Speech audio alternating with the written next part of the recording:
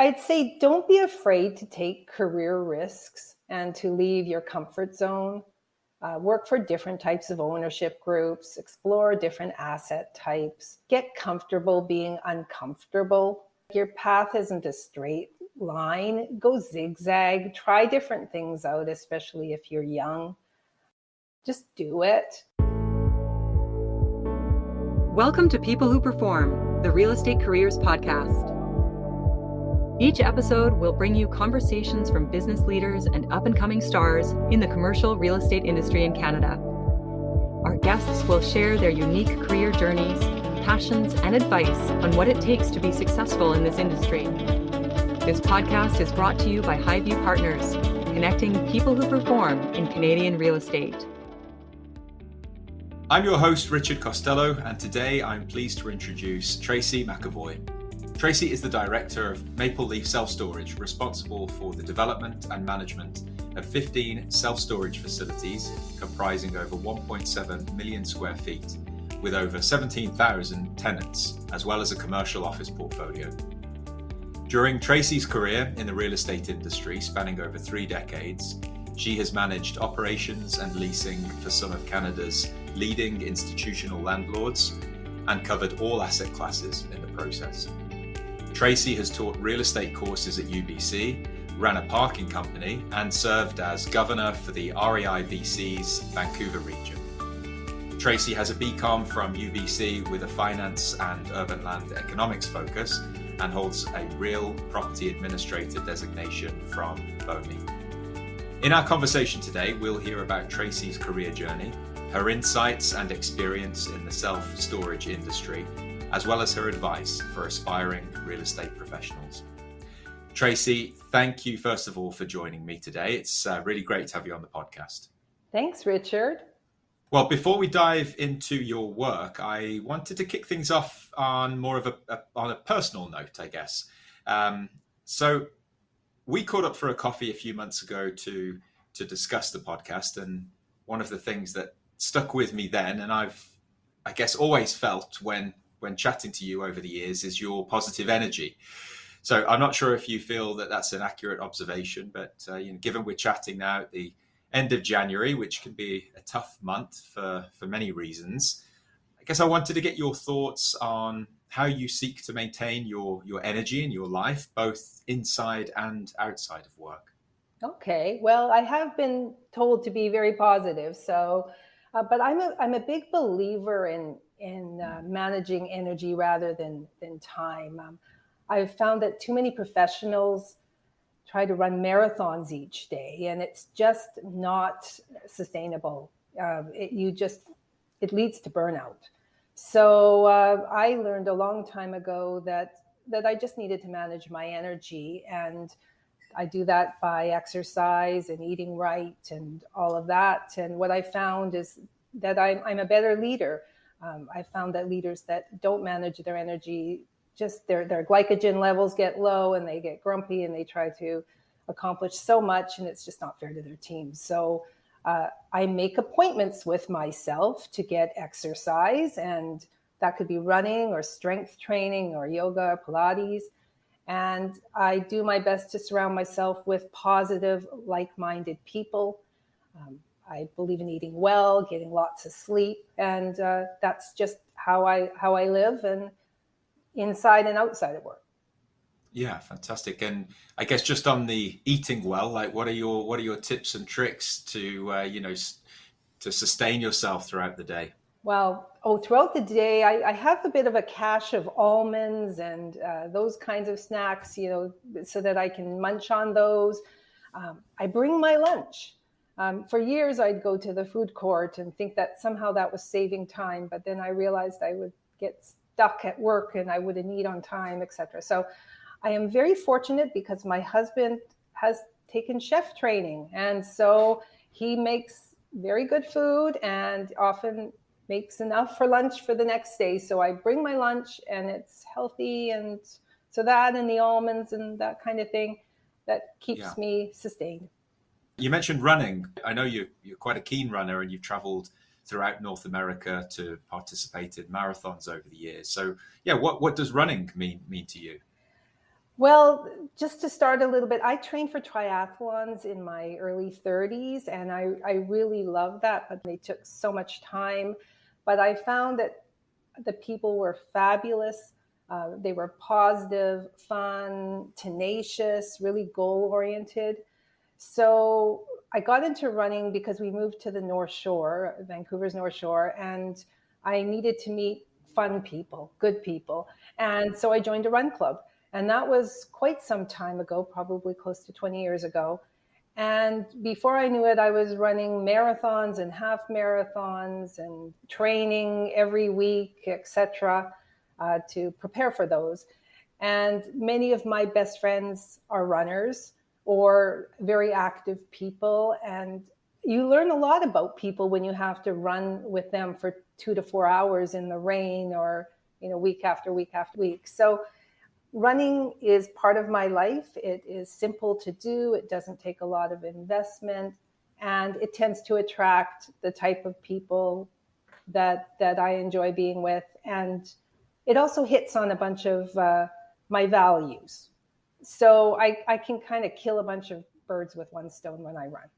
And having that community, it's not just for you to learn about people, but for you to share what's going on with yourself as well, right? It's a great support. Absolutely. There's nothing better, when you're sorting through problems at work or you've had a stressful week, going for a run with people who really don't identify as like, I'm the CEO of this or I'm the president of this. They're just Bob or Joe or whoever. Yeah. You can bounce things off these people. Many of them are professionals, and it's just a really great therapy session often. And so it's a really nice community. No, that's awesome. I've started noticing on LinkedIn in the past, almost feels like the last couple of weeks, different posts about how the brain works when you're in a meeting or when you're at your desk sitting versus how your brain works when you're walking. Mm-hmm. But there weren't any references to how your brain works when you're running. And I was just thinking, does the curve keep going up like the faster you move? But I don't think it does. But I think just the idea of, being active, moving, and if it is, just sharing ideas with people, or even just being open, freeing your mind a little bit for ideas to come to you. So anyway, the opportunity totally. to create space. And often when we're running on a Sunday, we're not doing a sprint. We are running a long, slow distance pace. So you should be able to talk at that pace. So So it's not a big challenge. We've had many therapy sessions during these Sunday runs, and usually we finish the 2 hours or so feeling much better, and it's nice because it's not necessarily someone you're working with, or so it's just a person that you can share things with, good, bad, whatever. Thanks for sharing that. Well, I want to move on to, I guess, your career path here. Mm-hmm. So in your bio, I briefly touched on the variety of work that you've experienced in your career. But first of all, like taking a step back, why the real estate industry? How did it all begin for you? Okay, well, I always knew I was going to head to university, and I was going to be a CPA. That was the plan, but I realized a few years in that I was better at finance and urban land economics. So I made that my double major, and so near graduation, it was, okay, what do I do with that? I come from a banking family. My whole life, I've been in a banking family, and that was the last thing that I wanted to do. I just really didn't want to be in banking. So real estate was really appealing. I love the tangible nature of real estate. And so I started exploring that. I really didn't know all of the options that existed out there. There really weren't that many professionals coming to Sauder at that time to say, this is what you could do, or this is what you could do in real estate. There just wasn't. So I had to do a little bit of research, all 23 years old person. And I looked 18. So I sort of looked at the various options, and there was consulting, and, like, how can you consult when you're looking like you're just in high school? And, appraisal seemed boring. And, this is a young person's eyes. And I came upon property management, and I thought I can do that because I'm a very organized person, and I love coordinating things, etc. So quite honestly, I took the yellow pages out and looked for the big bold print. And at that time, there was Bentall and Marathon and this and that, and Cadillac Fairview, and I sent resumes to those companies. And I was fortunate enough to be hired by Bentall I was a lease administration assistant, and it was a great starting role. I was able to see all of the deals that were happening at Bentall in Canada, and so I was able to learn the business by looking at this material, learn from a really good company, and that moved into a lease negotiator role. So I was doing deals with Bentall for a lot of their third-party assets. So it was your first role in lease administration then? When you say you were looking at the deals, you were... Yes, I was hired, had very little to do with my degree, but yes, I was the one who would go through all the offers and the leases and input that into a system. And so I'd see use clauses and restrictive covenants and everything. So when I got into the lease negotiating role, I knew how to write those things. I knew how to structure deals because I had been working with all these senior leasing people. And at the same time, I was doing my RPA through BOMI, my Real Property Administrator designation. And so after a few years of being a lease negotiator, I was headhunted over to another small real estate investment company. And that was great because they needed my experience. I had, over 5 years experience with Bentall at that point, and they wanted me to start up their property management business. So it was a great opportunity. That's how I started. I in that small company, I was able to, I was the property management company, so I had to figure things out. I had gone from big to tiny, and right. They had the rent roll on the wall. That's how small it was.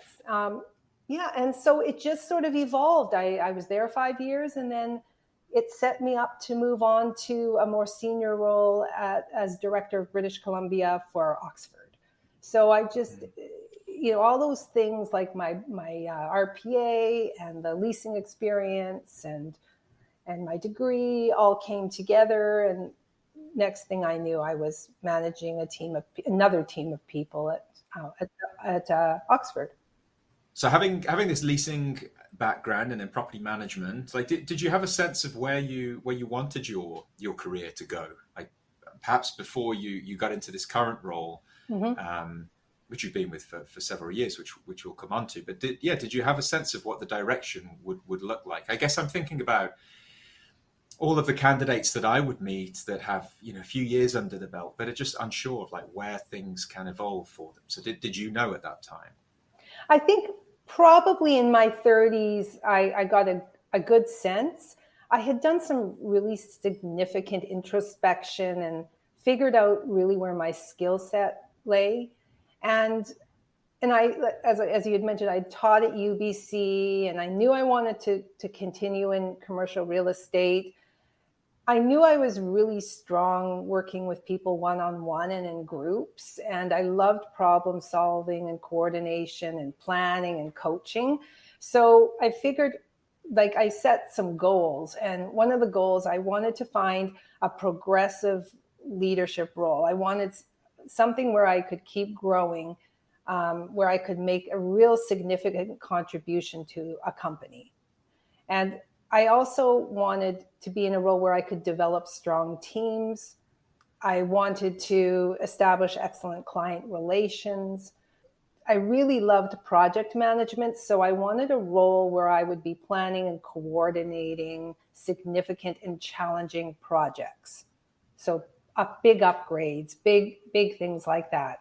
I was not a day-to-day operational person.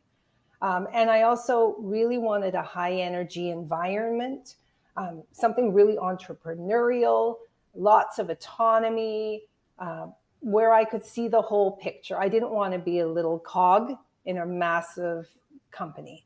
So those were sort of my big goals. I didn't really say it had to be here or there or for this type of company or that. I just needed to have, those were the things I was really good at and I really loved doing. The challenge with Vancouver's real estate market, it's really small. And you know that. And so what it meant was I had to move around. And this is, I always say Vancouver's real estate market is a little incestuous place because we've all worked with everyone.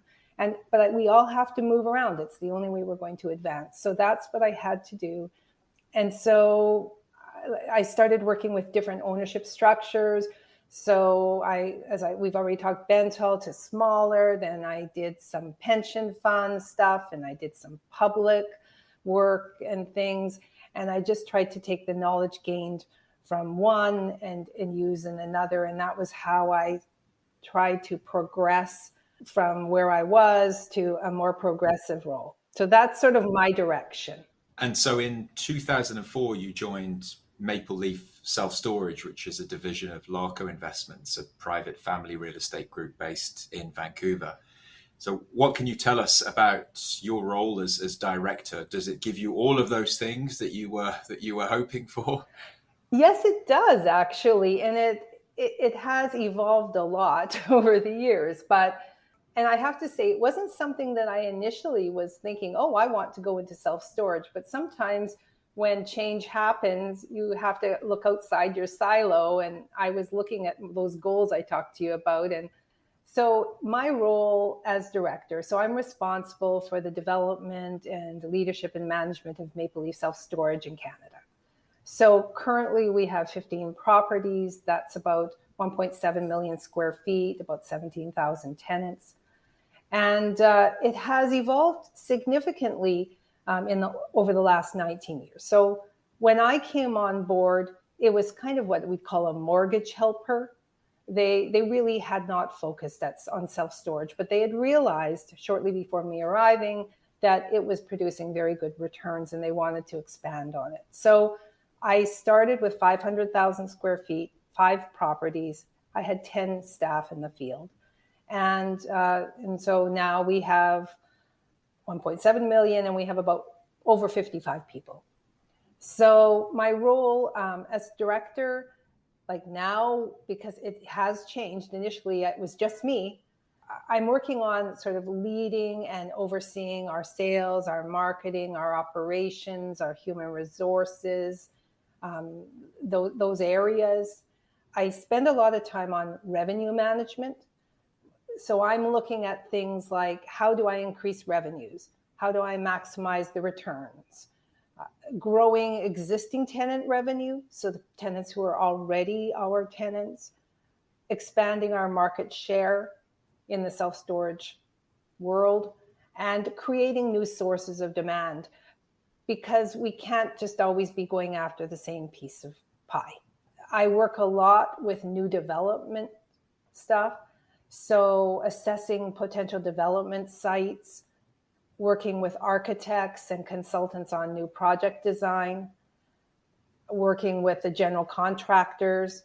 So I'm completing due diligence, I'm commissioning projects, and I'm involved in all the lease-up strategies, because unlike other asset classes, it takes some time to fill these, because you have so many people moving in and some people moving out every month. It's not like an apartment building.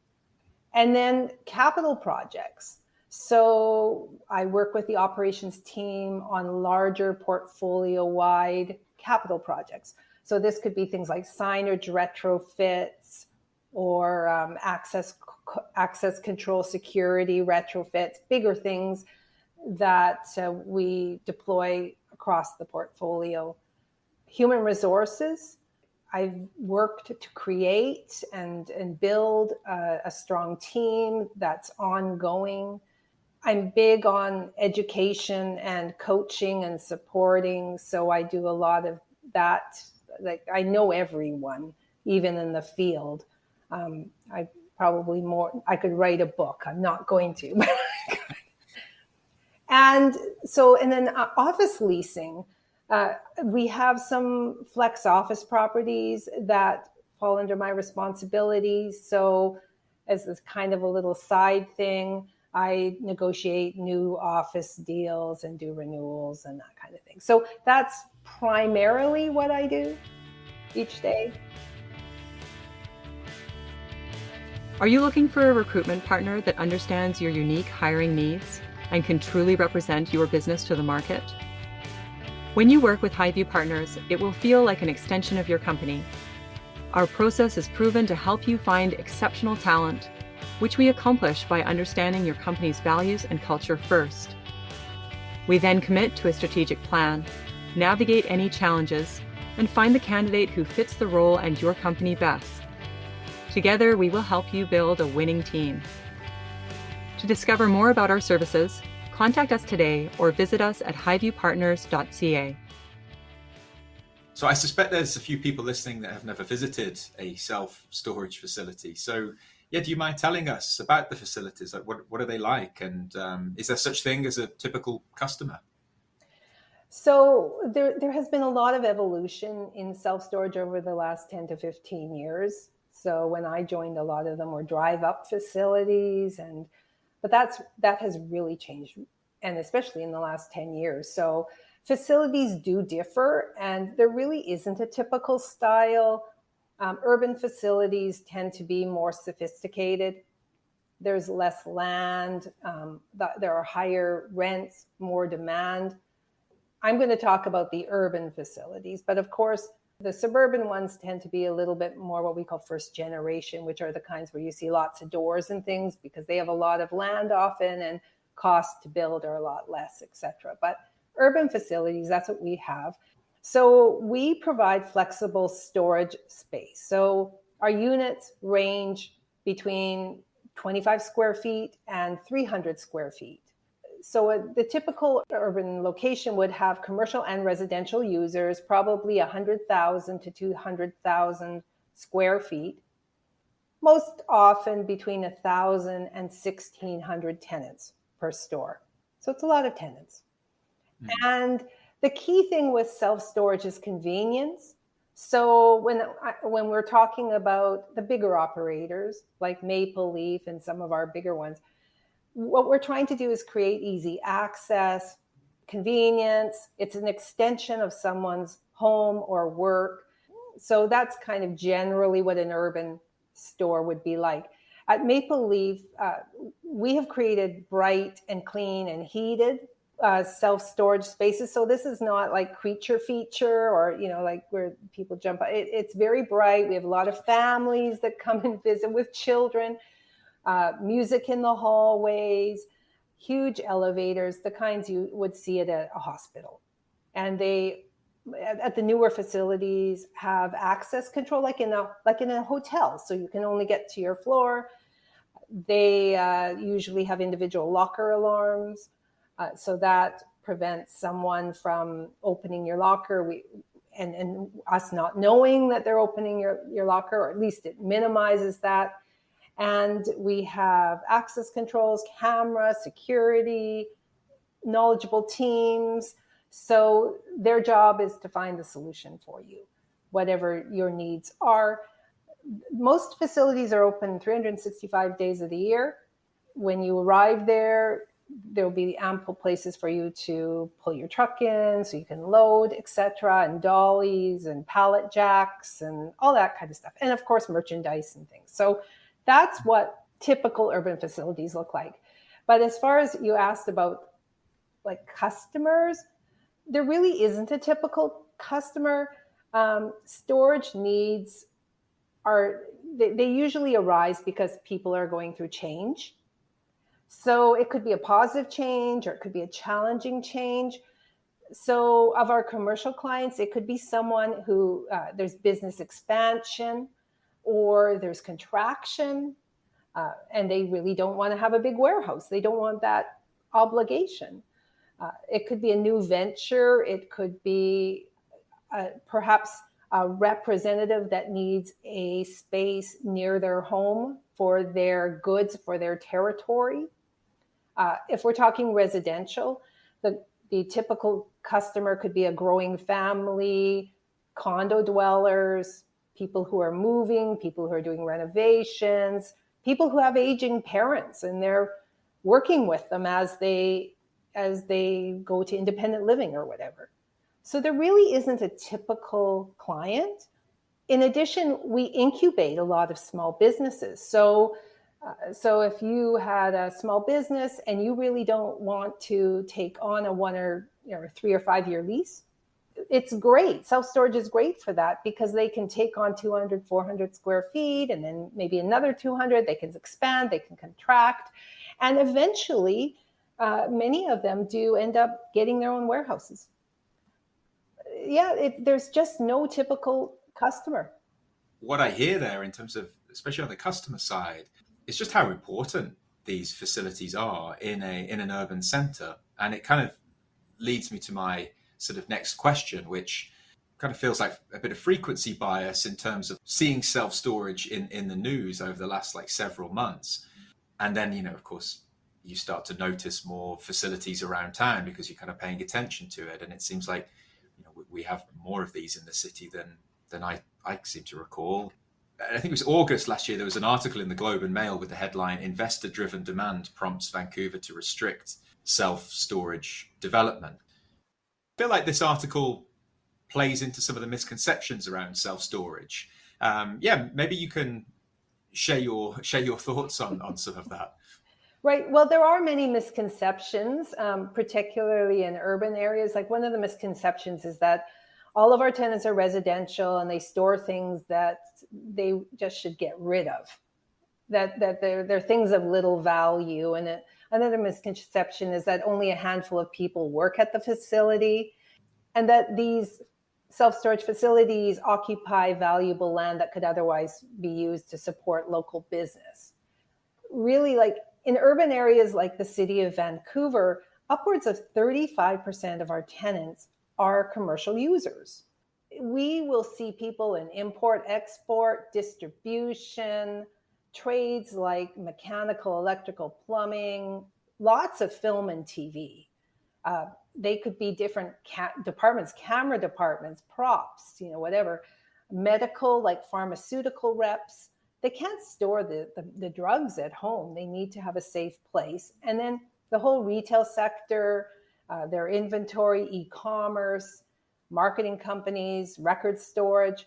So really the idea that we don't have people coming to our facilities and working from our facilities is completely incorrect, because we have people coming every day. They grab a cup of coffee, they get what they need, they go do their day, they come back at the end of the day. It is part of an extension of their business. So these people, these commercial clients, they appreciate that they can obtain a smaller unit. They don't have to take a 3 or 5 year deal out. They don't have personal covenants. They can expand and contract as they need.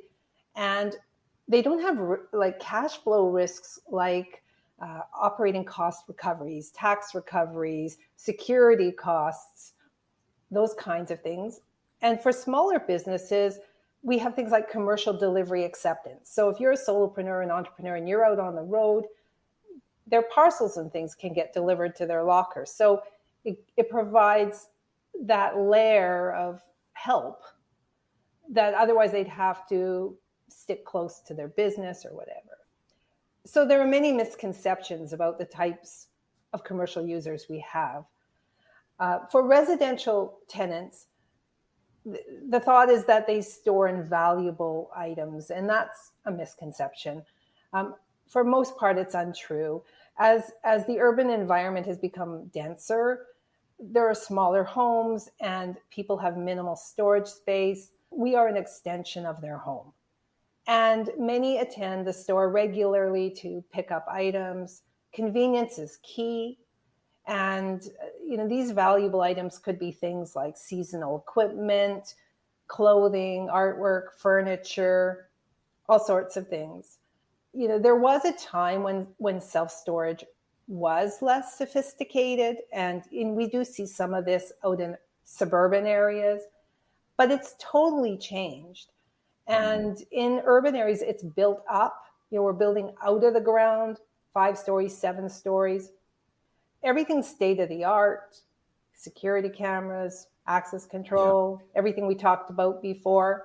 The article, I think there people are afraid that these properties don't employ people and that, somehow they're going to have to work elsewhere or whatever, but it's really not that true. I guess on the flip side, from like a real estate investment perspective, then why, what are some of the reasons, and maybe this is an obvious question, but what are some of the reasons why self-storage has become such a hot commodity in recent years? Well, I think what we're seeing is higher returns than on other asset classes.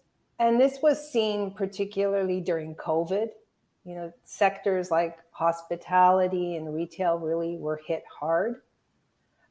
We have fewer restrictions on the ability to adjust rental rates and to complete rent increases as needed, to keep up with market. If you compare that to something like, residential, where they're limited to what their rent increases can be each year.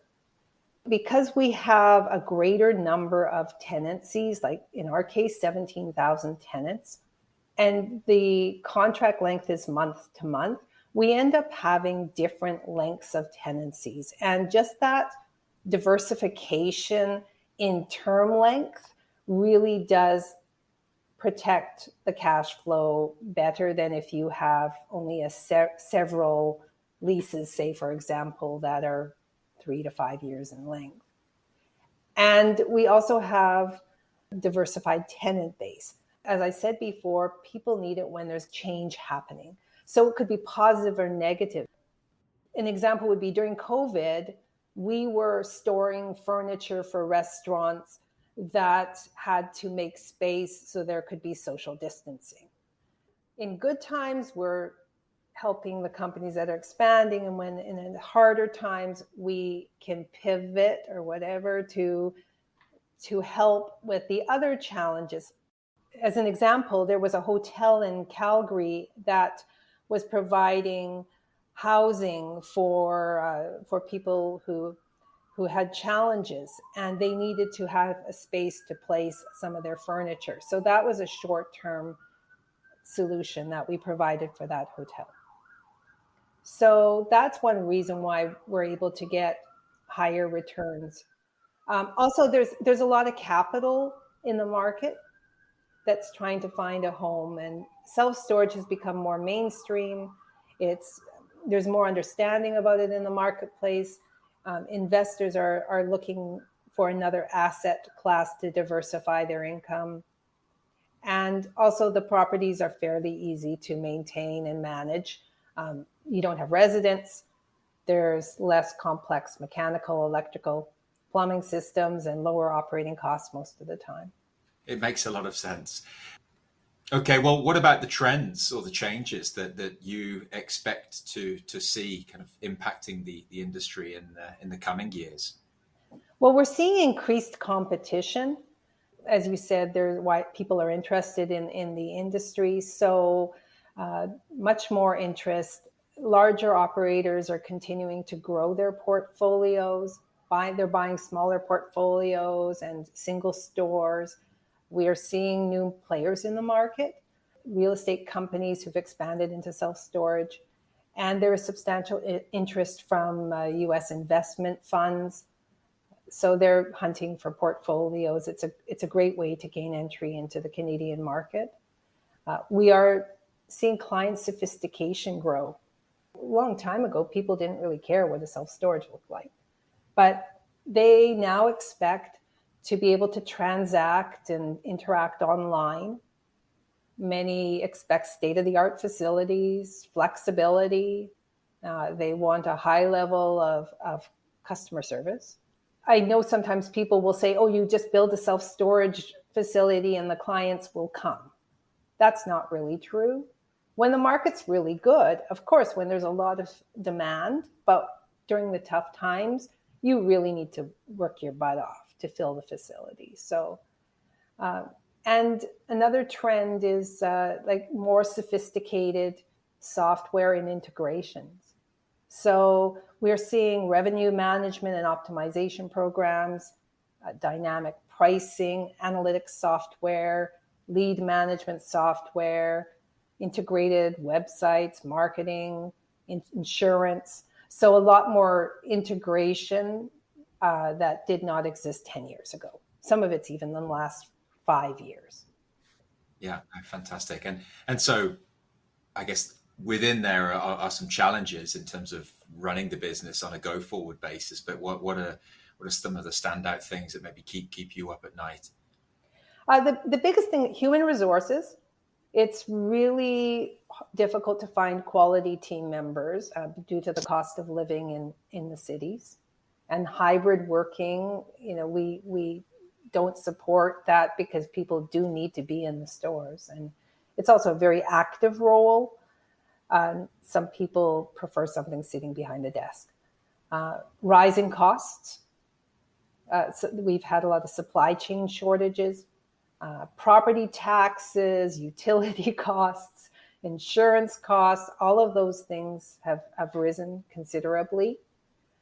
And development is another challenge, because trying to find suitable land for development. And as that article was mentioning, like restrictions on self-storage design. So if now all of a sudden you need to put retail or whatever on your main level, now all of a sudden, where are you going to have your loading? How are you going to accommodate the trucks that will be used by our commercial and residential clients?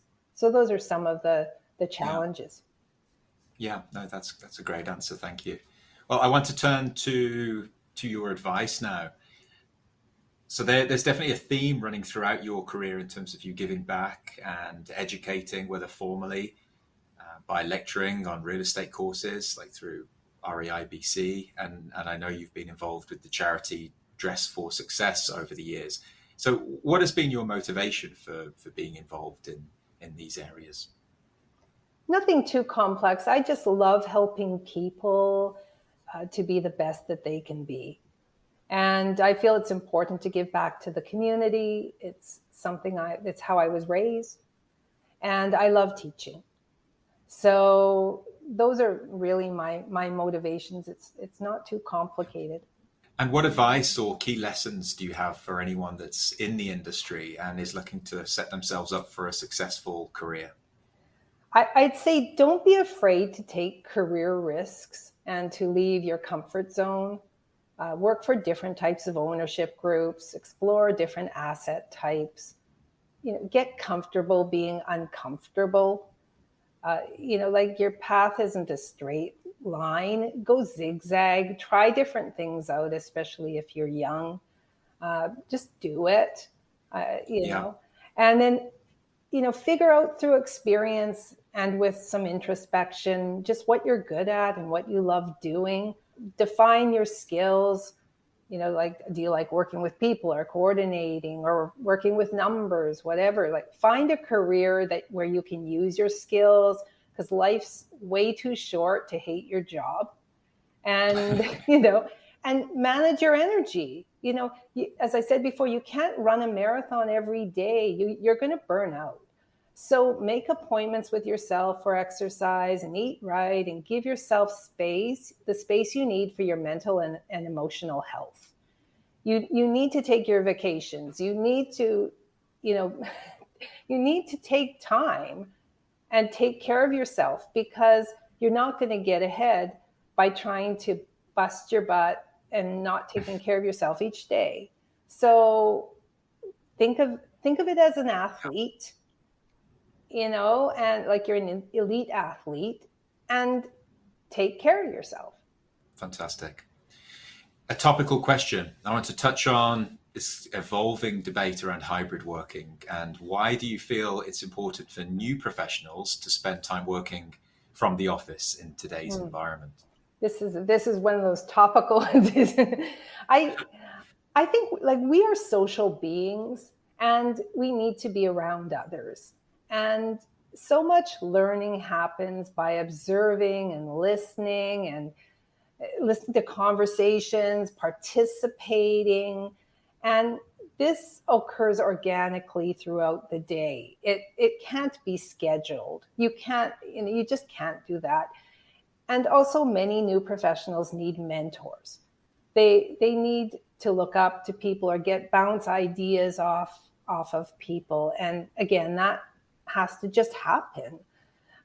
So I find when you're outside of the office a lot, you don't have those opportunities, and you're not able to engage even with different departments or people. They don't see how they fit into the larger picture because they're just working with the people who they work with every day. And even then when I talk to my nieces and nephews that are in their mid-20s, late 20s and stuff, they're frustrated because they really they're not getting what they need. They don't really see the vision. They don't see the big picture. So I think there really is some merit in having people at the office at least for a few days a week. And in that way, I think it's just going to help with their growth and development. And when I go from my own experience and I think about my time with a small company after my bent hall days, I would just get thrown into things, or I would just get involved in things, and that just doesn't happen as much when you're not at work.